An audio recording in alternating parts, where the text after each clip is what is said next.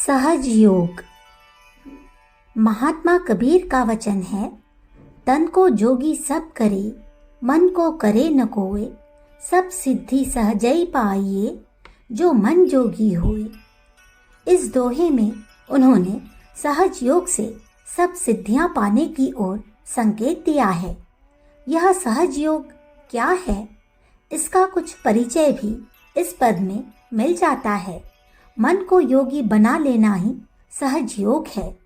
इस योग में तन को योगी बनाने, योगियों की सी वेशभूषा धारण करने के संबंध में उपेक्षा की गई है और इस बात पर जोर दिया गया है कि मन को योगी बना लिया जाए।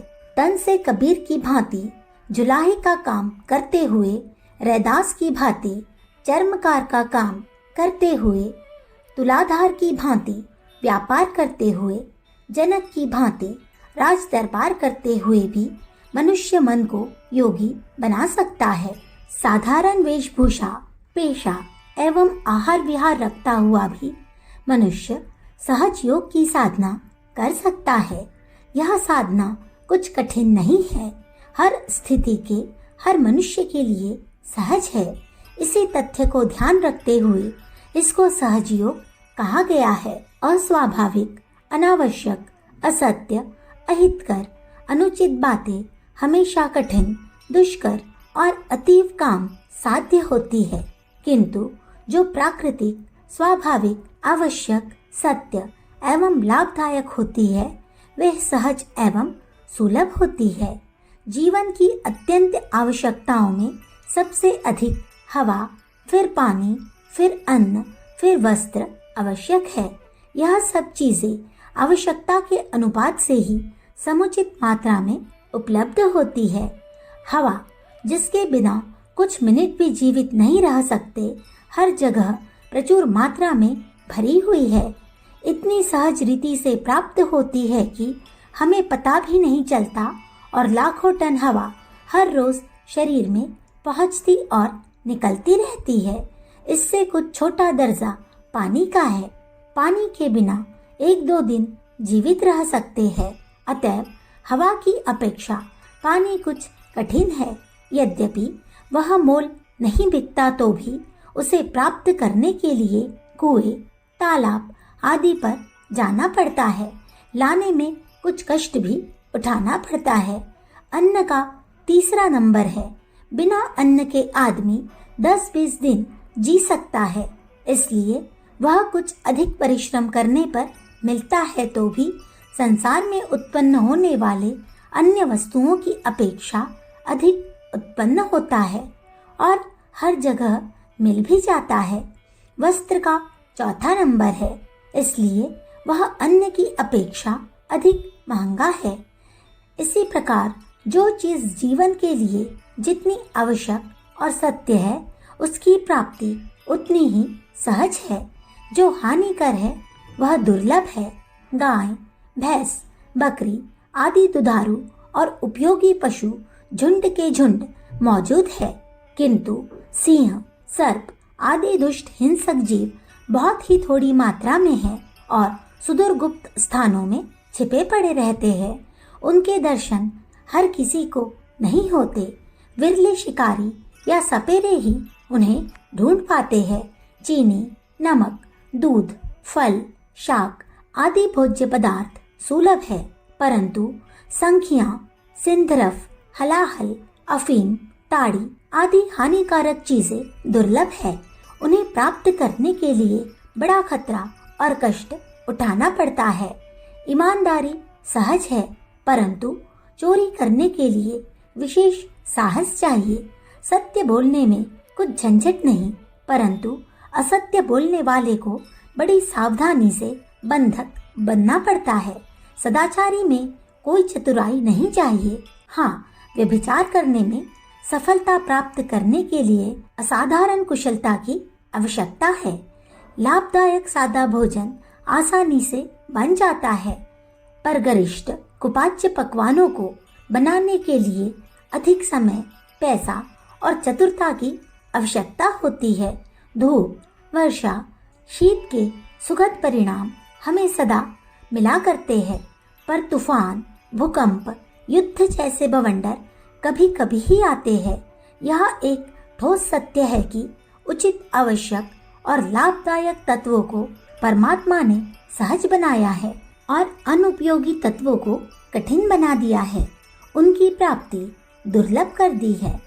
जो योग जीवन के लिए आवश्यक है, उचित है, हितकर है, वह अवश्य ही उपरोक्त स्वयं के अनुसार सहज होना चाहिए। जिसमें अनावश्यक पेचीदगी, गूढ़ता, रहस्य एवं क्रांति हो, उस योग को भी अनावश्यक एवं ईश्वरीय इच्छा के विरुद्ध समझना चाहिए। तत्वदर्शी कबीर ने इस महासत्य का तत्व सर्वसाधारण के सम्मुख प्रकट कर दिया। उन्होंने स्पष्ट कर दिया है कि योग सहज है। इस सहज योग के साधन से साधक संपूर्ण सिद्धियों को प्राप्त कर सकता है। मन को योगी बनाना, यह सहज योग की साधना है। योग का अर्थ है जोड़ना, मिलना, मन को महामन में, प्राण को महाप्राण में, आत्मा को परमात्मा में, व्यष्टि को समष्टि में, स्वार्थ को परमार्थ में मिलाना, जोड़ना, यही योग की प्रक्रिया है। अपने सच्चित आनंद स्वरूप को पहचान कर जब आत्मा अपने वास्तविक स्थिति को समझ लेता है और आध्यात्मिक भूमिका में जागृत होता है तो उसके जीवन का दृष्टिकोण ही बदल जाता है।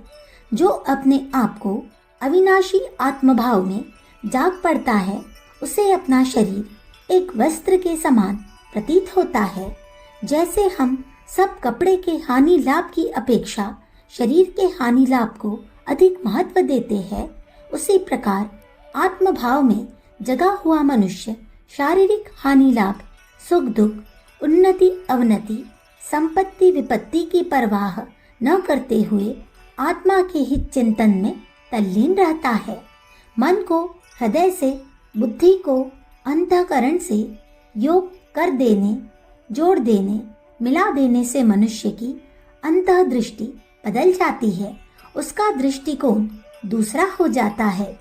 अयोगी, मायाबद्ध, भवकूप में पड़े हुए मनुष्य शरीर के हानि लाभ की दृष्टि से हर बात को सोचते और कार्य करते हैं, किंतु योग बुद्धि वाले व्यक्ति आत्मा के हित अहित का ध्यान रखता हुआ अपने संपूर्ण विचार और कार्यों को करता है। शरीरवादी लोग इंद्रिय भोगों की तृप्ति में सुख अनुभव करते हैं। उन्हें स्वादिष्ट भोजन, मनोरंजक दृश्य, नृत्य, गीत, वाद्य, काम, क्रीड़ा, वस्त्र, आभूषण, महल, मोटर, सेवक, धन, ऐश्वर्य आदि की आकांक्षा रहती है। इन वस्तुओं की वृद्धि में सुख और कभी दुख अनुभव होता है। इनको प्राप्त करने में वह उचित अनुचित के विवेक को भी भूल जाता है और जैसे भी यह चीज मिल सके प्राप्त करने का प्रयत्न करता है। पर योगी का दृष्टिकोण दूसरा होता है। वह इंद्रिय भोगों को भोगने में या भौतिक संपदाएं इकट्ठी कर लेने में सुख नहीं मानता, क्योंकि उसने अपना वास्तविक स्वरूप शरीर नहीं माना है। मैं अविनाशी आत्मा हूँ, ऐसा विश्वास करने वाला योगी अपने आत्मा का हित अहित जिसमें देखता है उसमें ही सुख दुख अनुभव करता है। शरीर रजोगुण में सुख पाता है, आत्मा को सतोगुण में आनंद है। आत्मभावी व्यक्ति के कर्मों में सतोगुण की प्रधानता रहती है। वह सद्भाव, सद्गुण और सत्कर्म अपनाता है। प्रेम, दया, सहानुभूति, उदारता, नम्रता एवं मधुरता से उसकी हर एक बात सुनी हुई होती है। संयम उसका व्रत होता है। सेवा उसकी कार्य प्रणाली होती है। उसका दृष्टिकोण सेवा से परिपूर्ण रहता है।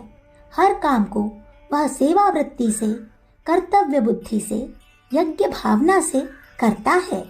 भावना के अनुसार ही हर काम का मूल्य निर्धारित होता है।